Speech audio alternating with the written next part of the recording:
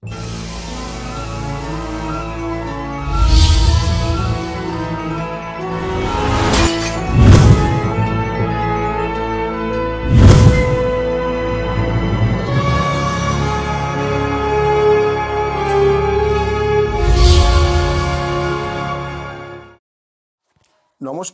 আপনারা দেখছেন কড়া খবর।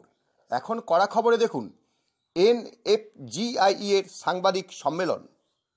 কলকাতা প্রেস ক্লাবে জাতীয় বীমা কর্মচারী সংগঠন এনএফজিআইই এর পক্ষ থেকে এক গুরুত্বপূর্ণ সাংবাদিক সম্মেলন অনুষ্ঠিত হয়ে গেল গতকাল। এই সম্মেলনে উপস্থিত ছিলেন শ্রী সোমেশ বিশ্বাস, সহপ্রধান বিএমএস অর্থনৈতিক ক্ষেত্র এবং বীমা ক্ষেত্রের প্রধান, Shri Ramesh Haldar, chairman joint forum insurance sector এবং শ্রী দেবাশিস ব্যানার্জি, সভাপতি এনএফজিআইই। এই সম্মেলনের মূল বিষয় ছিল বীমা খাতে বেতন পুনর্নির্ধারণ। বর্তমানে ব্যাংক এবং এলআইসিতে বেতন চুক্তি সম্পন্ন হলেও জিআইসিতে এখনও এই চুক্তি সম্পন্ন হয়নি। আমরা অবিলম্বে জিআইসিতে বেতন চুক্তির বাস্তবায়নের দাবি জানাই বলে জানালেন সংগঠনের পক্ষ থেকে। এই প্রসঙ্গে বিএমএসের পক্ষ থেকে কেন্দ্রীয় অর্থমন্ত্রীর সঙ্গে দিল্লিতে এক বৈঠক অনুষ্ঠিত হয়, যেখানে জিআইসিতে দ্রুত বেতন পুনর্নির্ধারণের বিষয়টি উত্থাপন করা হয়। এছাড়াও জানুয়ারি 2025-এ শ্রী সোমেশ বিশ্বাস অর্থমন্ত্রকের যুগ্ম সচিব ডিএফএসের সঙ্গে সাক্ষাৎ করেন, যেখানে তিনি আশ্বাস দেন যে 2025 সালের মার্চ মাসের মধ্যে এই চুক্তি সম্পন্ন হবে। তাদের আশা এপ্রিল 2025-এর মধ্যে বেতন পুনর্নির্ধারণের কাজ সম্পন্ন হবে।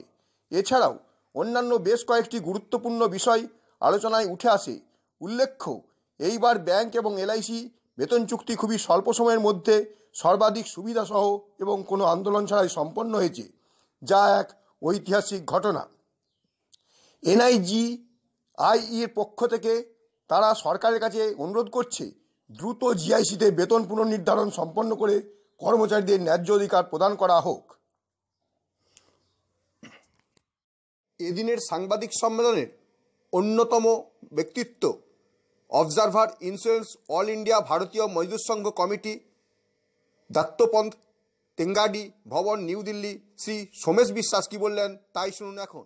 শুনেছেন যে ব্যাংকে অলরেডি পে রিভিশন হয়ে গেছে, তারপরে ব্যাংকে হওয়ার সাথে সাথেই এলআইসিতে হয়ে গেছে, কিন্তু জিআইসিতে হচ্ছে না।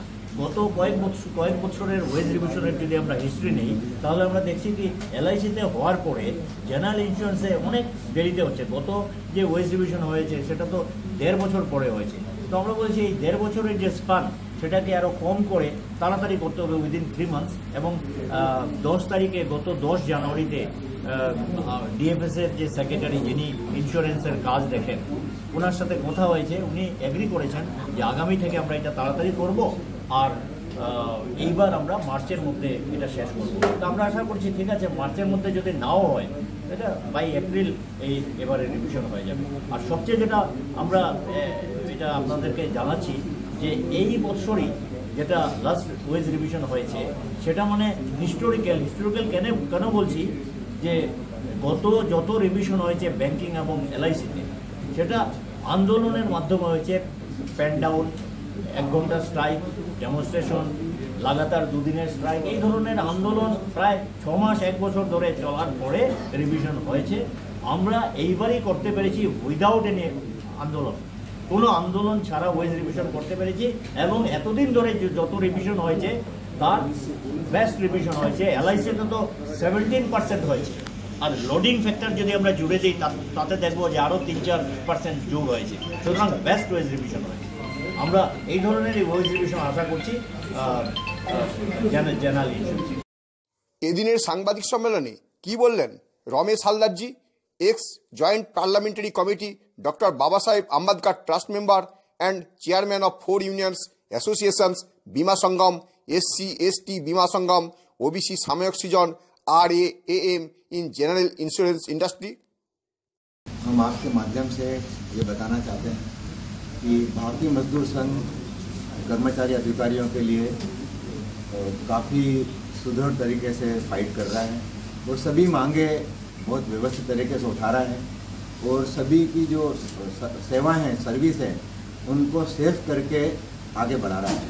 तो मैं सभी कर्मचारी अधिकारियों से आपके माध्यम से निवेदन करूंगा कि भारतीय मजदूर संघ के साथ जुड़ें और संगठन को आगे बढ़ाएं और हमारी जो वाजिब मांगे हैं उसको हम इनके माध्यम से हक से ले सकें। क्या क्या मांगे हैं आप लोगों की? हमारा एक तो पुरानी जो पेंशन है वो नई पेंशन है वो पुरानी स्कीम पेंशन चालू की जाए। वेज रिवीजन हमारा पेंडिंग है 22 से, वो वेज रिवीजन बहुत जल्द होना चाहिए। और हमारे जो कर्मचारी साथी हैं उनके साथ अन्याय, अत्याचार, भेदभाव, शोषण हो रहा है उसको रोका जाए। उनकी CR खराब कर दी जाती है, प्रमोशन रोक दिए जाते हैं, तो ये सब नहीं होना चाहिए। এদিনের সাংবাদিক সম্মেলনে উপস্থিত থেকে কি বললেন ওয়েস্ট বেঙ্গল স্টেট ভারতীয় মজদুর সংঘ কমিটির অর্গানাইজিং সেক্রেটারি রঞ্জন সাহু, তাই শুনুন এখন। भारतीय मजदूर संघ का एक नारा है, देश के हित में करेंगे काम के लेंगे पूरे दाम। इस आधार पर, इस जो नैरेटिव पर हम भारतीय मजदूर संघ काम करता है, यानी मजदूर का साथ कोई भेदभाव ना हो। जब वो देश के लिए काम करता है, सेवा देता है, तो उनके लिए जो मांगे हैं, उनका जो सोशल सिक्योरिटी है, उनको जो समस्या है वो सरकार हल करे। और भारतीय मजदूर संघ किसी प्रकार से सरकार के दबाव ना आते हुए हम मजदूर के लिए काम करते हैं, ये हमारा अपेक्षा रहता है। और हम सरकार के साथ भी नेगोशिएशन के आधार पर काम करते हैं। अभी ये जो बैठक थी इसमें आप लोगों ने कहा था कि कंपनी को पहले बचाना चाहिए, अगर कंपनी नहीं बचेंगे तो फिर मजदूर भी नहीं बचेंगे, तो ये इस परिस्थिति में क्या कहना चाहेंगे? भारतीय मजदूर संघ जो बेसिक आधार है, राष्ट्रहित, उद्योग हित, श्रमिक हित। मजदूर संघ का लक्ष्य देश बचना है, तो देश के लिए इंडस्ट्री चाहिए और इंडस्ट्री के लिए श्रमिक चाहिए। यदि इंडस्ट्री नहीं रहेगा तो मजदूर कहाँ आएगा, उसके लिए क्या मिलेगा? तो इसलिए हमको इंडस्ट्री को सुरक्षा देना ये पहला काम बनता है। और उसके पहले तो देश का हित होना चाहिए, देश बचना चाहिए, तो फिर ये सारे दो आधार हमको मिलेगा, नहीं तो हम कुछ नहीं कर सकते। এদিনের সাংবাদিক সম্মেলনের আহ্বায়ক অল ইন্ডিয়া প্রেসিডেন্ট সাময়ক সৃজন BMS হিমাদ্রি ভট্টাচার্য কি বললেন তাই শুনুন এবার। আমরা যারা সনাতন সংস্কৃতির মান্যতাকে দিই এবং সনাতন সংস্কৃতির ধারক এবং বাহক, এবং আমরা যারা মনে করি যে ভারতীয় মজদুর সংঘ শুধুমাত্র একটা ইউনিয়ন প্ল্যাটফর্ম না, এটা একটা পরিবার, এবং এভাবেই আমরা শিখি। এই শিক্ষিত হওয়ার পরও আরও কিছু ইউনিয়ন রয়েছে যারা কিনা যাদের আইডিওলজিটা চীন, পাকিস্তান বা অন্যান্য জায়গাগুলো থেকে এসছে, এবং তাদের যেসব বিষয়ে বিভিন্ন জায়গাগুলো হয় তাদের কিছু অ্যাফেকশনটা আমরা এই জেএনইউতেও দেখেছি, আলিগড় মুসলিম ইউনিভার্সিটিতেও দেখেছি, এবং এখন ক্রমাগত যাদবপুরেও দেখছি, যারা ভারতবর্ষকে ক্রমাগত টুকরো করে দেওয়ার কথা বলে। তাদেরই কিছু গ্রুপ গিয়ে অলরেডি একটা কেস করেছিল লেবার কমিশনের কাছে।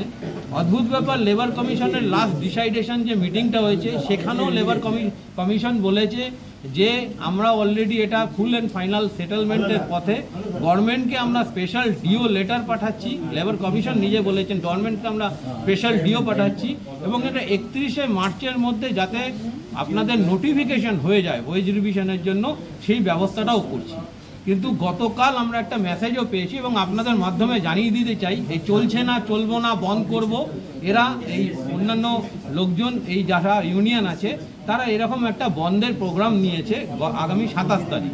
তো আমি অনুরোধ করব আমাদের সমস্ত শ্রেণীর কর্মচারীদেরকে, আপনারা যে যেখানকারই মানসিকতা হন না হোক সব ঠিক আছে, কাজ করুন, দেশের জন্য কাজ করুন। ভারতীয় মজদুর সংঘ আপনাদের পাশে সমস্ত রকমভাবে আছে, এবং ভারতীয় মজদুর সংঘ যখন জেনারেল ইন্স্যুরেন্সের এই ওয়েজ রিভিশন বিষয়টাকে একবার যখন শুরু করেছে তখন নিশ্চয়ই করবে। আর সবচেয়ে মজার ব্যাপার যেটা হয়তো আমার মাননীয় ইনচার্জ একটুখানি মিস হয়তো ওনার হয়ে গেছে, এই যে এবছর যে ওয়েজ রিভিশনটা হচ্ছে এটা অ্যাজ পার LICর মতো হচ্ছে একদম।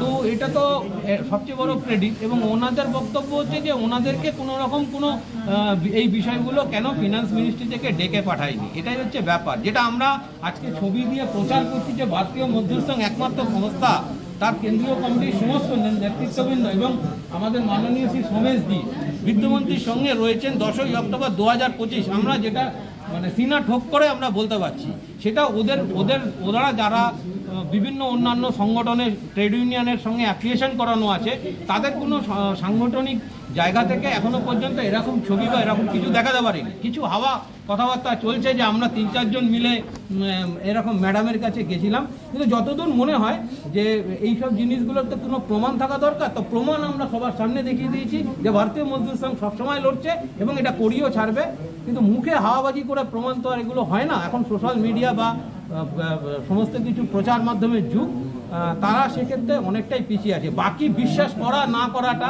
আমি সমস্ত কর্মচারী ও আধিকারিক লোকেদেরকে অনুরোধ করব এই বিষয়টা ভালোভাবে ভেবে দেখতে। তারা তাদের অমূল্য চেকড অফ ভোট একটা ইউনিয়নকে এমন একটা ইউনিয়নকে দিচ্ছে যে তারা কতদূর কি করতে পারে না করতে পারে তারা সেটার সাথে সম্যক ধারণা নেই। আমি অ্যাকচুয়ালি এটা তাদেরও বিষয় না, কারণ এটা হয়তো তাদেরকে বুঝতে দেওয়া হয়। এদিনের সাংবাদিক সম্মেলনে কি বললেন এনএফজিআই এর general secretary eastern zone Ranjan Saha, তাই শুনুন এখন। ভারতীয় মজদুর সংঘের জেনারেল ইন্স্যুরেন্স ইন্ডাস্ট্রিতে সর্বপ্রথম অ্যাপ্লিকেশন সংস্থা হচ্ছে NFGI, national federation of general insurance employees. NFGI headquarter হচ্ছে মুম্বাই। আমরা তার affiliated unit GIC employees union eastern zone এবং ভারতীয় মজদুর সংঘ জেনারেল ইন্স্যুরেন্স ইন্ডাস্ট্রিতে সর্বপ্রথম এনএফজিআইয়ের মাধ্যমেই ইন্ট্রোডিউস হয়, এটা আপনাদের জানাই। আর দ্বিতীয় কথা হচ্ছে যে ভারতীয় মজদুর সংঘ সবসময় বলেছে যে শ্রমিকদের দাবি আদায় করতে গেলে লড়াই করতে হবে। আমরা আজকে যে রাস্তায় নেমেছি শুধুমাত্র ওয়েজ রিভিশনের জন্য নয়, আমাদের অন্য কতগুলো দাবি আছে। তার মধ্যে হচ্ছে 14% ফ্যামিলি পেনশন, 30% ফ্যামিলি পেনশন, যেটা ব্যাংক এবং এলআইসিতে অলরেডি ইমপ্লিমেন্ট হয়ে গেছে। আর একটা হচ্ছে নিউ পেনশন স্কিম 14% এনহান্সমেন্ট, যেটা আমাদের ইন্ডাস্ট্রিতে শুধুমাত্র হয়নি, ব্যাংক এবং এলআইসিতে এখন নিউ পেনশন স্কিমে 14% হারে পিএফ কাটা হয় এবং কোম্পানি কন্ট্রিবিউট করে। এটা মূলত দাবি। আর একটা হচ্ছে আমরা যা বিরোধিতা করছি 100% এফডিআই। আগামী দিনে যে বিল, এই সরকার যে বিল আনছে সেই বিলে একটা সামান্য ব্যবসায়ী যার 50 কোটি টাকা আছে সেও ইন্স্যুরেন্স সেক্টরে আসতে পারে। এই জায়গায় আমরা সম্পূর্ণ বিরোধিতা করছি এবং ভারতীয় মজদুর সংঘ সবসময় লড়াইয়ের মধ্যে থাকে। ব্যাপারটা এরকম নয় যে সরকারের সঙ্গে ভারতীয় মজদুর সংঘের গাঁটছড়া বাঁধা আছে। এটা আমরা বলছি যে ভারতীয় মজদুর সংঘ লড়াই করছে এবং আমরা এটা আশা রাখছি যে এই সরকারকে আমরা যতই বিরোধিতা করি না কেন, এই সরকারের আমলেই ব্যাংক শিল্প এবং এলআইসি একটা সুন্দর ওয়েজ রিভিশন পেয়েছে এবং একটা সুন্দর বেতনে এখন তারা উপভোগ করছে। আমরাও এটা আশা করছি এবং সরকারের কাছে দাবি করছি যে হারে এলআইসিতে বেতন বৃদ্ধি করা হয়েছে সেই হারেই জিআইসিতেও বেতন বৃদ্ধি। এদিন সাংবাদিক সম্মেলনে উপস্থিত থেকে কি বললেন অল ইন্ডিয়া শ্যামাপ্রসাদ মুখার্জি অনুশীলন সমিতির প্রেসিডেন্ট সুভাষচন্দ্র গুহ, তাই শুনুন এখন। জানেন যে এই বাংলাতে আমাদের যারা আমরা মজদুর বলি বা শ্রমিক বলি, তাদের প্রকৃত উন্নয়নের যে শিক্ষা, সেই শিক্ষার অভাবটা সবচেয়ে বড় কারণ, যার জন্য বিজাতীয় আদর্শের যে ট্রেড ইউনিয়নগুলো ছিল এতদিন ধরে চলেছে কাজ, তাদের কারণে সব কিছু যেভাবে হওয়া দরকার বাংলায় সেভাবে হয়নি। আমরা জানেন ফ্যাক্টরি বন্ধ হয়েছে, পাবলিক সেক্টরের ক্ষেত্রে অনেক বাধা বিপত্তি, সেই কম্পিউটার অ্যালাউ করা হবে না থেকে সেগুলো কাটিয়ে উঠে বাংলা আজকে যেখানটায় পৌঁছেছে, সেইখানে ধীরে ধীরে ভারতীয় আদর্শ, ভারতীয় মজদুর সংঘের আদর্শ মানুষ বুঝতে আরম্ভ করেছে, শ্রমিকরা বুঝতে আরম্ভ করেছে। এই জন্যই আমরা আজকের দিনে খুবই তৎপর হয়েছি যাতে যারা ট্রেড ইউনিয়ন বামপন্থীর সঙ্গে আছে তারা যেন প্রকৃত পার্সপেক্টিভটা পায়, পেয়ে ভারতের জাতীয়তাবাদী উদ্দীপ্ত হয়ে দায়িত্বশীল শ্রমিক হয়ে সমস্ত জায়গায় কর্মের ক্ষেত্রে তাকে উন্নত করে। স্বাধীন দেশের শ্রমিকের যে মানসিকতা, স্বাধীনতার স্ফূর্তি, সেই স্ফূর্তি নিয়ে সে যাতে জেগে ওঠে, তার দায়িত্ব পালন করে, বাবা মা হিসেবে, তারপরে কাজের হিসেবে এই জন্যই আজকে আমরা এখানে সমবেত হয়েছি পাবলিক সেক্টরের। শিয়ালদহে বৈঠকখানা রোডে ঠিক ছবিঘর সিনেমা হলের পাশেই শিক্ষক শিক্ষিকাদের কোচিং ক্লাসের জন্য উপযুক্ত ঘর ঘন্টায় অথবা ভাড়ায় নিতে ইচ্ছুক শিক্ষক শিক্ষিকারা যোগাযোগ করুন। 40 জনেরও বেশি ছাত্রছাত্রীদের একসঙ্গে বসার উপযুক্ত ব্যবস্থা, নিরিবিলি পরিবেশ। যোগাযোগ 9831343854। শিয়ালদহে বৈঠকখানা রোডে ঠিক ছবিঘর সিনেমা হলের পাশেই শিক্ষক শিক্ষিকাদের কোচিং ক্লাসের জন্য উপযুক্ত ঘর ঘন্টায় অথবা ভাড়ায় নিতে ইচ্ছুক শিক্ষক শিক্ষিকারা যোগাযোগ। আপনি কি আপনার খবর সরাসরি সম্প্রচার করতে চান অথবা আপনার এলাকার খবর দেখাতে চান? তাহলে যোগাযোগ করুন কৃষ্ণপ্রসাদ পাত্র, ফোন নম্বর 8622800252 অথবা 8282860856 এই নাম্বারে, অথবা অর্জুন সেন CPRO, ফোন নম্বর 9433138840 এই নাম্বারে।